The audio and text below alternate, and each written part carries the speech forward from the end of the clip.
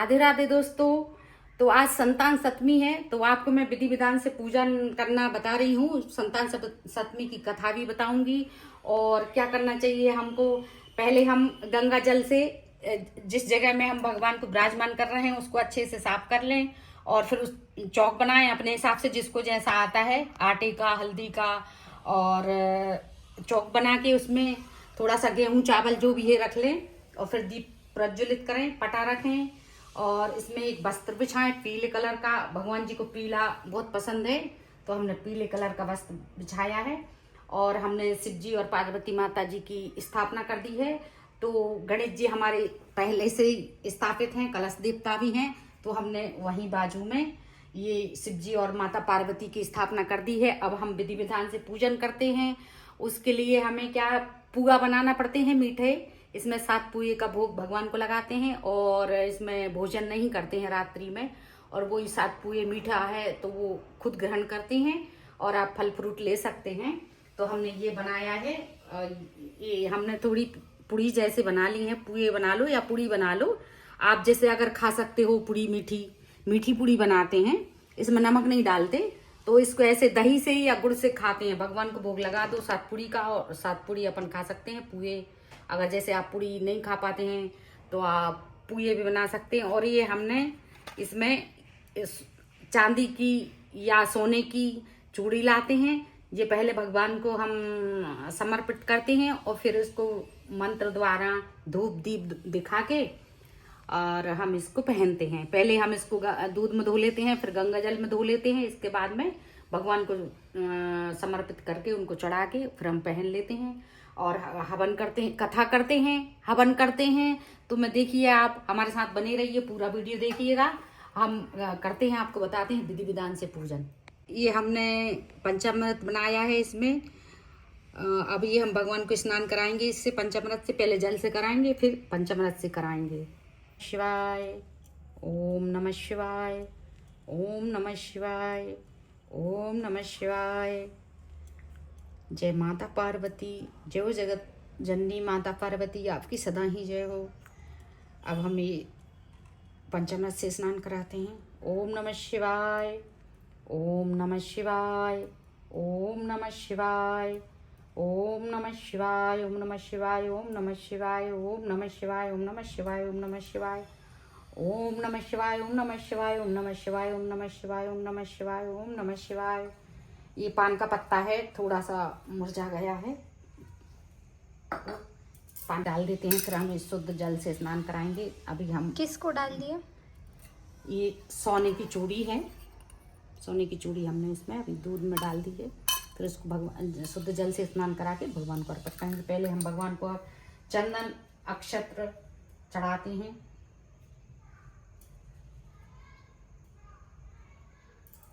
सबसे पहले हम गणेश जी को तिलक करेंगे चंदन से।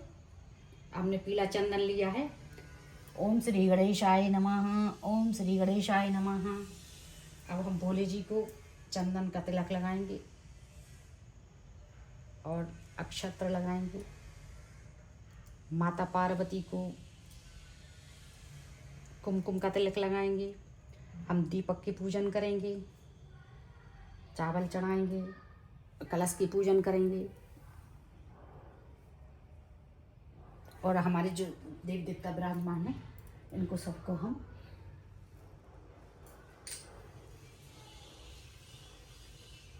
अब हम है इसको हम अच्छे से धो लेंगे।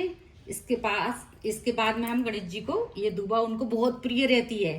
गणेश जी को दूबा बहुत ज्यादा प्रिय होती है, तो इसको हम अच्छे तरीके से ये धो लेते हैं। ये पुष्प हैं थोड़े से, ये नाना प्रकार के हैं है। और जब हम पूजन, हाँ, अब बेलपत्र अर्पण करते हैं। पहले गणेश जी को हम बेलपत्र अर्पण करते हैं। ओम श्री गणेशाय नमः, ओम श्री गणेशाय नमः, ओम श्री गणेशाय नमः। हमारे गणेश जी बिल्कुल क्यूट हैं, बहुत सुंदर हैं, छोटे से हैं तो वो पूरे ढक जा रहे हैं। ओम श्री गणेशाय नमः, ओम श्री कलश देवताय नमः। ये रिद्धि सिद्धि महारानी है, इनको भी हम बेलपत्र अर्पण करते हैं। और अब हम भोलेनाथ जी को, इनको भोले जी को बेलपत्र बहुत प्रिय हैं, ओम नमः शिवाय। ओम नमः शिवाय। ओम नमः शिवाय। ओम नमः शिवाय। ओम नमः शिवाय। ओम नमः शिवाय। ओम नमः शिवाय। ओम नमः शिवाय। अब हम भगवान जी को बेलपत्री 3 पत्ते वाली होनी चाहिए। हाँ, 3 पत्ते वाली होना चाहिए बेलपत्र। और ये भोले जी को बहुत प्रिय है। और उसके जो डंठल रहता है हाँ, उसको तोड़ लेना चाहिए। जो उसकी पीछे की जो रहती है उसको डंठल, जो ऐसे जो बेलपत्र है, ये थोड़ी सी धूप में बहुत ताजा थी, ये धूप में थोड़ी सी वो मैसी हो गई है, गर्मी बहुत ज्यादा है यहाँ पर, तो ये यहाँ का भाग तोड़ लेते हैं। ये थोड़ी मुलायम मुलायम बेलपत्र थी। अब जब बड़े पत्ते अच्छे पक जाते हैं, पत्ते बड़े हो जाते हैं, तब ऐसे नहीं होती हैं वो। और आप कभी गीले कपड़े में रख दें तो फिर नहीं होती हैं, मुरझाती नहीं है। ये फूल भोले जी को बहुत ज्यादा प्रिय है। ओम नमः शिवाय। ओम नमः शिवाय। ओम नमः शिवाय। ओम नमः शिवाय। ओम नमः शिवाय। ओम नमः शिवाय। ओम नमः शिवाय। ओम नमः शिवाय। ओम नमः शिवाय। ओम नमः शिवाय। ओम नमः शिवाय। ओम नमः शिवाय। और माता पार्वती को भी हम पुष्प चढ़ाते हैं और अच्छा सुंदर सा सजा देते हैं। बड़ी जो भी आपके पास ऋतु फल हैं, ऋतु फल के अनुसार आप वो भगवान जी को फल चढ़ा सकते हैं। और ये अनार है, माता जी को और गणेश जी को बहुत पसंद होता है, हनुमान जी को भी बहुत पसंद होता है अनार को। ये अनार का हमने फल चढ़ा दिया है। अब हम इसको धोकर भगवान को, इसको अब हम शुद्ध जल से स्नान कराएंगे और इसके बाद में हम, ये हमने शुद्ध जल से स्नान करा लिया है और इसकी पूजन करेंगे हम। शुद्ध जल से स्नान हो चुका है। क्या है ये चांदी की चूड़ी है, चूड़ा बोलते हैं इसको। ये 1.25 तोले का 1.5 तोले का बनवाते हैं, और जैसे कोई 2.5 तोले का भी बनवा लेते हैं, लेकिन अधिकतर लोग 1.25 तोले का बनवाते हैं। तो ये मार्केट में अच्छे से मिल जाती है, बड़ी दुकानों पर मिल जाती है। तो ये हम भगवान को चांदी की ले सकते हैं, अधिकतर लोग चांदी की ही लेते हैं। पहले हम चांदी की लेते थे, लेकिन अब हम ये सोने की ले लेते हैं। तो ये हमने इसको पुष्प चढ़ाया और ये भगवान जी को हमने यहाँ पर ये अर्पण कर दी है, रख ली है। और ये हम भगवान जी को भोग लगा देते हैं। ये भोग में रखते हैं। जय शिव। अब कथा करेंगे, फिर इसके बाद हवन होगा। अब कथा करो संतान सतवी की कथा। ये है पुस्तक, ये संतान सतवी की पुस्तक है। इसमें पूरी व्रत कथा लिखी है। ऐसा भी होता है कहीं कहीं अलग अलग किताबें रहती हैं, जैसे तो कथाएं भी अलग हो सकती हैं, अलग अलग कथाएं भी लोग करते हैं। तो ये है हमारे पास, यही कथा हम सुनाते हैं आपको जो इस पुस्तक में है।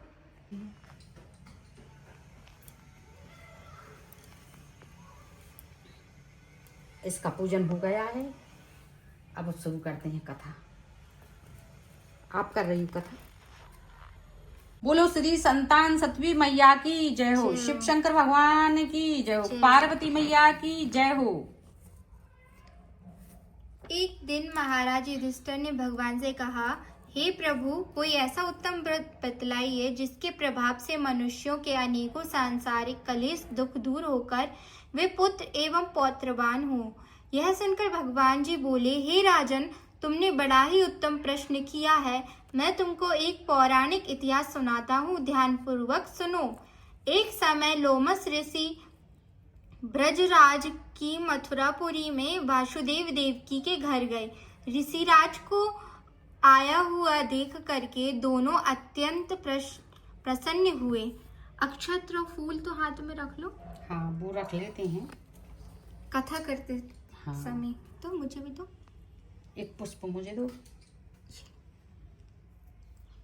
अक्षत और पुष्प हाथ में रख लेते हैं कथा करते हुए। तो कथा को कंटिन्यू करते हैं।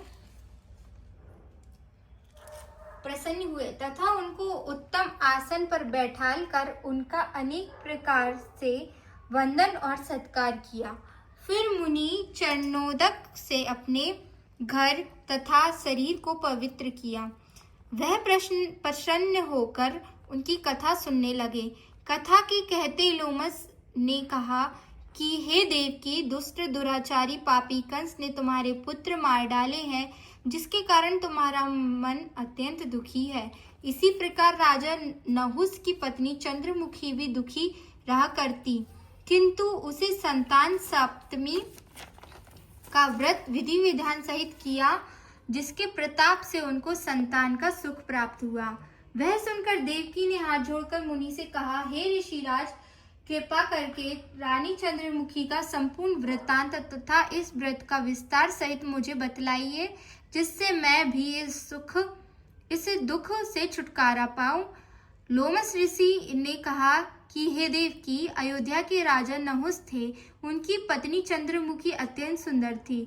उनके नगर में विष्णु गुप्त नाम का एक ब्राह्मण रहता था। उनकी स्त्री का नाम चंद्रमुखी था। वह अत्यंत रूपवती सुंदर थी। रानी और ब्राह्मणी में अत्यंत प्रेम था। एक दिन वे दोनों सरयू नदी में स्नान करने के निमित्त गईं।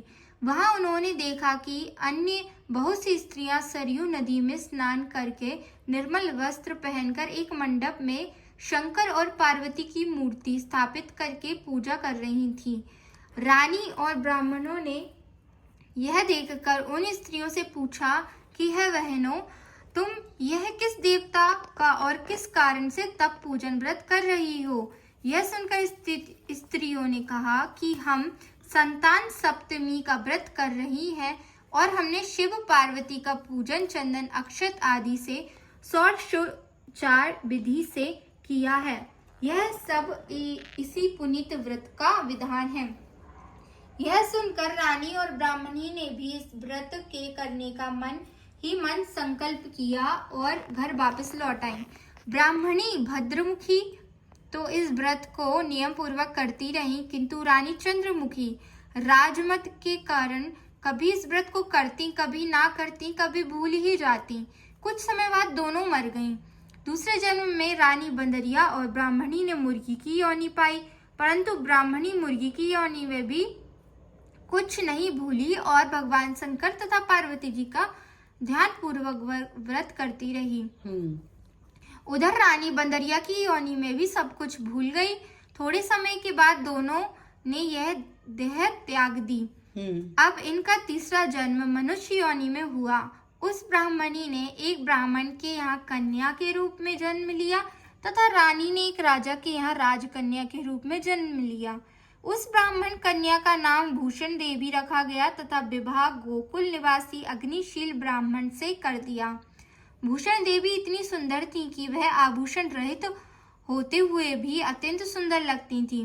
कामदेव की पत्नी रति भी उनके सम्मुख लजाती थी। भूषण देवी के अत्यंत सुंदर सर्वगुण संपन्न चंद्रमा के समान धर्मवीर कर्मनिष्ठ सुशील स्वभाव वाले 8 पुत्र उत्पन्न हुए। यह सब शिवजी के व्रत का पुनीत फल था। दूसरी ओर शिव विमुख रानी के गर्भ से कोई भी पुत्र नहीं हुआ। निसंतान दुखी रहने लगी। रानी और ब्राह्मणी में जो प्रीति पहले जन्म में थी वह अभी भी बनी रही। रानी जब वृद्धावस्था को प्राप्त होने लगी तब उसके गूंगा बहरा तथा बुद्धिहीन अल्पायु बाला पुत्र हुआ। वह 9 वर्ष की आयु में इस क्षण भंगुर संसार को छोड़कर चला गया। अब तो रानी पुत्र शोक से अत्यंत दुखी हो व्याकुल रहने लगी। देवयोग से भूषण देवी ब्राह्मणी रानी के यहाँ अपने सब पुत्रों को लेकर पहुंची। रानी का हाल सुनकर उसे भी बहुत दुख हुआ, किंतु इसमें किसी का क्या वश। कर्म और प्रारब्ध को स्वयं ब्रह्मांड भी भेंट नहीं सकता। ब्रह्मा जी भी वो थोड़ा कभी कभी हो जाता है लिखने में। रानी कर्मच्युत भी थी, इसी कारण उसे दुख भोगना पड़ा।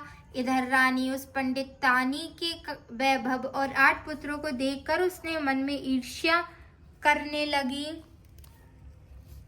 तथा उसके मन में पाप उत्पन्न हुआ। ब्राह्मणी ने संताप दूर करने निमित्त अपने 8 पुत्र रानी के पास छोड़ दिए।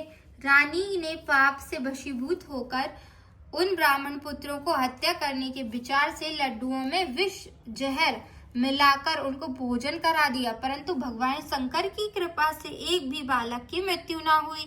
यह देखकर तो रानी अत्यंत ही आश्चर्यचकित हो गई और इस रहस्य का पता लगाने की मन में ठान ली। भगवान की पूजा से निर्वृत्त होकर जब भूषण देवी आई तो रानी ने उससे कहा कि मैंने तेरे पुत्रों को मारने के लिए इनको जहर मिलाकर लड्डू खिला दिए, किंतु इनमें से एक भी नहीं मरा। तूने कौन सा दान पुण्य व्रत किया है जिसके कारण तेरे यह पुत्र नहीं मरे और तू नित्य नए सुख भोग रही है?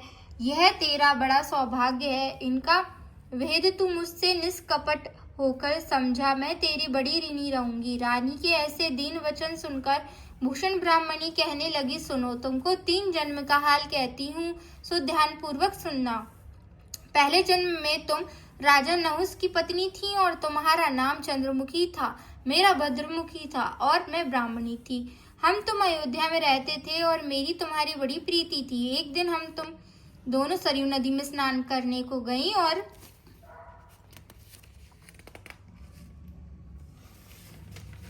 दूसरी स्त्रियों को संतान सप्तमी उपवास शिव जी का पूजन अर्चन करते देख कर इस उत्तम व्रत को करने की प्रतिज्ञा की थी, किंतु सब भूल गई और झूठ बोलने का तुमको दोष लगा, जिसे आज भी भोग रही हो। मैंने इस व्रत को आचार विचार सहित नियम पूर्वक सदैव किया और आज भी करती हूँ। दूसरे जन्म में तुमने बंदरिया का जन्म लिया तथा मुझे मुर्गी की योनि मिली। भगवान शंकर की कृपा से इस व्रत के प्रभाव तथा भगवान को इस जन्म में भी ना भूली और निरंतर उस व्रत को नियमानुसार करती रही।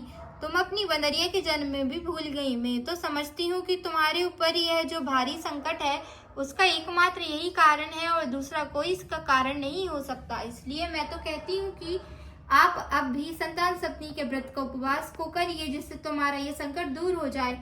लोमस ऋषि ने कहा, हे देव की भूषण ब्राह्मणी के मुख से अपने पूर्व जन्म की कथा तथा व्रत संकल्प इत्यादि सुनकर रानी को पुरानी बातें याद आ गई और पश्चाताप करने लगी तथा भूषण ब्राह्मणी के चरणों में पकड़कर क्षमा याचना करने लगी और भगवान शंकर पार्वती की अपार महिमा की गीत गाने लगी। उस दिन रानी के नियम अनुसार संतान सप्तमी का व्रत किया, जिसके प्रभाव से रानी को संतान सुख भी मिला तथा संपूर्ण सुख भोग कर रानी शिवलोक को गई। भगवान शंकर के व्रत का ऐसा प्रभाव है कि पथ भ्रष्ट मनुष्य भी अपने पथ पर अग्रसर हो जाता है और अनंत ऐश्वर्य भोगकर मोक्ष प्राप्त पाता है। लोमस ऋषि ने फिर कहा कि देवकी, इसलिए मैं तुमसे भी कहता हूँ कि तुम भी इस व्रत को करने का संकल्प अपने मन में करो तो तुमको भी संतान सुख मिलेगा। इतनी कथा सुनकर देवकी हाथ जोड़कर लोमस ऋषि से पूछने लगी, हे ऋषिराज, मैं इस पुनीत उपवास को अवश्य करूंगी, किंतु आप इस कल्याणकारी एवं संतान सुख देने वाले उपवास का विधान, नियम, विधि आदि विस्तार से समझाइए। यह सुनकर ऋषि बोले, हे देवकी, यह पुनीत उपवास भादों के महीने शुक्ल पक्ष की 10वीं के दिन किया जाता है। उस दिन ब्राह्मण सप्तमी इसमें 10वीं लिखा है। हाँ, वो ऐसे ही हो जाता है लिखने में। यह पुनीत उपवास भादों के महीने शुक्ल पक्ष की सप्तमी के दिन किया जाता है। उस दिन ब्रह्म मुहूर्त में उठकर किसी नदी अथवा कुआं में के पवित्र जल में स्नान करके निर्मल वस्त्र पहनने चाहिए। श्री शंकर भगवान तथा जगदम्बा पार्वती जी की मूर्ति को स्थापना करें। इस प्रतिमाओं के सम्मुख सोना चांदी के तारों अथवा रेशम का एक गंडा बनवावे। गड़ा वही धागे में 7 गठान लगाते हैं। जैसे अगर चांदी या सोने की चूड़ी नहीं है तो वो भी धागा भी पहली बार जब व्रत रखते हैं ना तो बनाते हैं। वैसे भी रख सकते हैं, आप सोने की चूड़ी पहनते हैं वैसे आप। उस गड़े में 7 गांठें लगानी चाहिए। इस गड़े को धूप दीप अष्टगंध से पूजा करके अपने हाथ में बांधे और भगवान शंकर से अपनी कामना सफल होने की प्रार्थना करें। तदंतर 7 पुआ बनाकर भगवान का भोग लगावें और साथ ही पुआ एवं यथाशक्ति सोने अथवा चांदी की अंगूठी बनवाकर इन सबको एक तांबे के पात्र में रखकर और उनका षोडशोपचार उपचार विधि से पूजन करके किसी सदाचारी धर्मनिष्ठ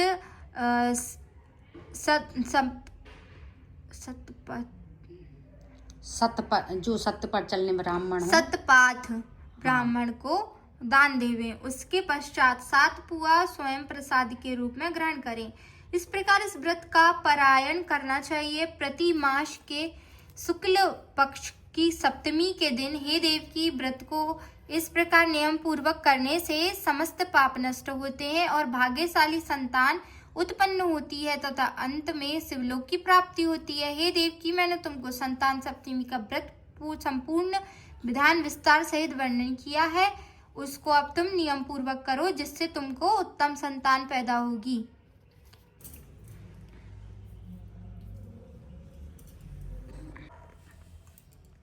अब हम हवन कर रहे हैं, तो पहले हम पूजन करेंगे हवन कुंड की और चारों तरफ टीका लगाएंगे, तिलक लगाएंगे। चारों कोने में हम इनको पहले तिलक करेंगे, चावल चढ़ाएंगे, पुष्प चढ़ाएंगे,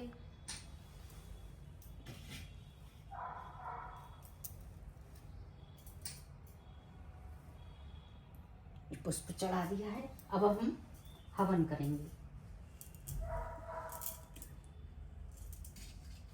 हवन के लिए क्या क्या जरूरत रहती है?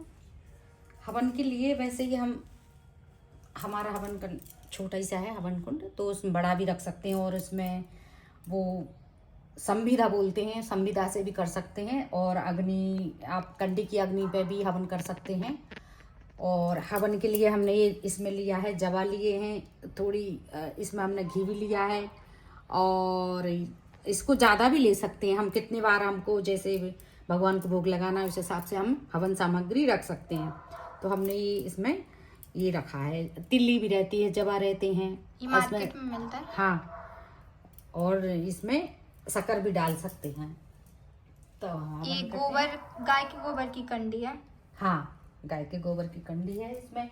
और संविदा रख सकते इसमें, मार्केट में मिल जाती हैं, आम की, जैसे आम की सूखी हुई लकड़ी, जामुन की लकड़ी, तो इसको भी अच्छे से ऐसे रख सकते हैं। गणेश देवताय नमः, ओम श्री विद्या सिद्धि माताय नमः, ओम नमः शिवाय, ओम नमः शिवाय, ओम नमः शिवाय, स्वाहा स्वाहा। कितनी बार करना है? स्वाहा 7 या 11 बार, जितनी बार अपने श्रद्धा है। और भी सारे देवी देवताओं का नाम लेके हवन सामग्री जितना आप रखते हैं तो वैसे कर सकते हैं।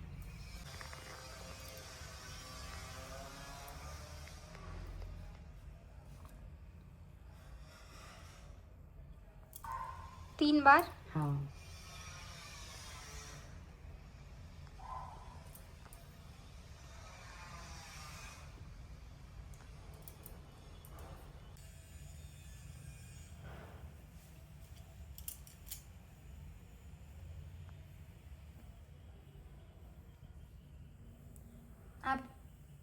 अब आरती करते हैं। तो आरती की हमने ये थाली तैयार कर ली है, छोटी सी प्लेट में हमने एक दीपक में पीतल का दिया है, इसमें हमने पहले से ही तैयार करके रखा है। तो अब हम आरती करते हैं। आप चाहें तो गणेश जी की भी आरती गा सकते हैं और शिव जी की भी गा सकते हैं। गणेश जी की आरती करते हैं क्योंकि गणेश जी विराजमान भी हैं, उसी में माता पार्वती और शिव जी का भी नाम आ जाता है, तो हम गणेश जी की आरती करते हैं।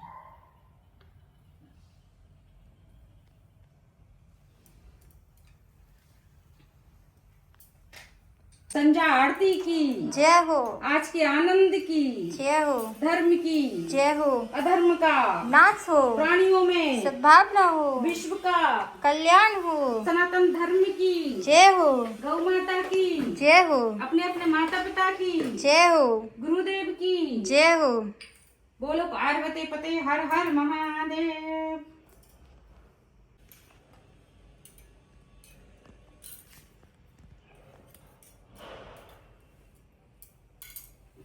ये पानी कैसे करा? ये अपन जहाँ पर बैठते हैं आसन लगा के, तो ये थोड़ा सा ऐसे पानी आसन के नीचे साइड में ऐसे डाल के और माथे पे लगा लेते हैं और बोलते हैं ओम इंद्र देवताय नमः। तो इसका फल जो भी हमने पूजन पाठ किया है, अगर हम ऐसा नहीं करते तो बोलते हैं हमारे साधु संत महात्मा गुरुदेव कि वो सारा फल है फिर ना इंद्रदेव को मिल जाता है। तो ये करना बहुत जरूरी है जब पूजा तुम्हारी संपन्न हो जाए। कौन सी उंगली से? ये ऐसे 2 उंगली लेते हैं और ऐसे लगाते हैं माथे पर, लगाओ।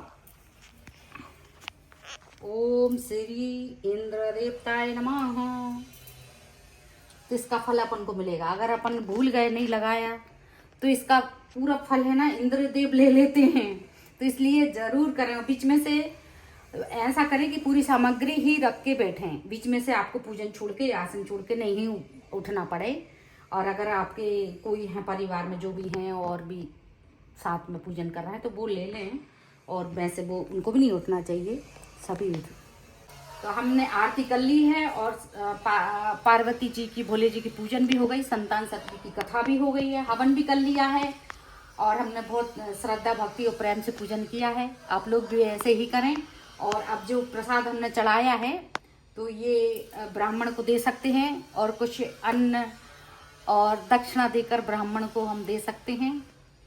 और हो गया। अब ये पहनते हैं चूड़ी को।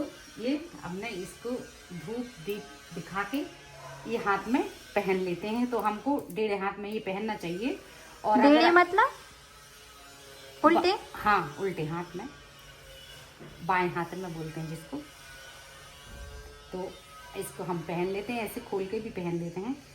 और आपके पास और भी चूड़ियाँ हैं, हर साल जो चूड़ियाँ लेते हैं अगर हम, तो उसको भी हम पूजन में रख सकते हैं और दोनों हाथ में उसको पहन सकते हैं, इसमें भी पहन सकते हैं।